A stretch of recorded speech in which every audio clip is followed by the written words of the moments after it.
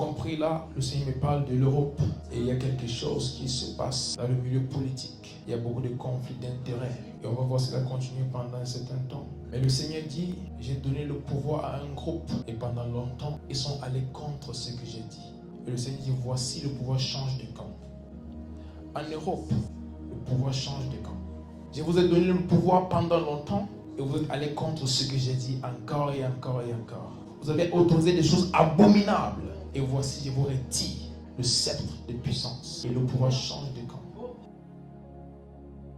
L'Allemagne à droite et à l'extrême droite, ce sont les élections législatives allemandes. Les conservateurs de la CDU arrivent en tête avec environ 29% des suffrages. L'extrême droite arrive en deuxième position avec 20% environ. Elle réalise son meilleur score depuis la Deuxième Guerre mondiale.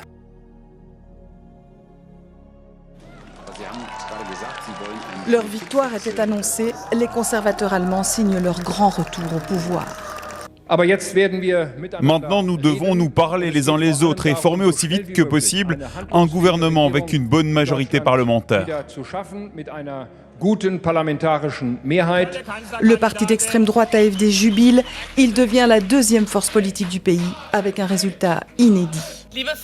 Chers amis, nous avons obtenu un résultat historique. Nous n'avons jamais été aussi forts au niveau national.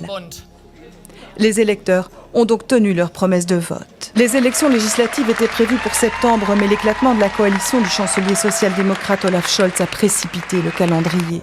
Entre crainte et espoir pour l'avenir, entre changement et stabilité, jusqu'à 18h ce soir, les quelques 59 millions d'électeurs allemands appelés à renouveler leur parlement ont tranché.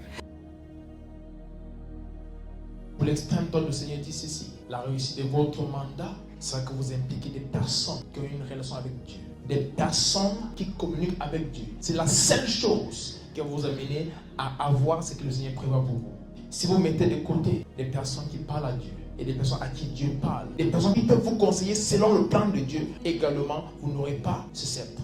Il vous le donne maintenant, mais il va veiller à voir qui vous allez inclure dans ce que vous faites. Si vous mettez de côté les serviteurs de Dieu, vous mettez de côté les personnes qui respectent les principes bibliques, les personnes qui proposent des choses selon le plan de Dieu, des choses moralement correctes pour faire ce que vous voulez, vous allez également perdre cela.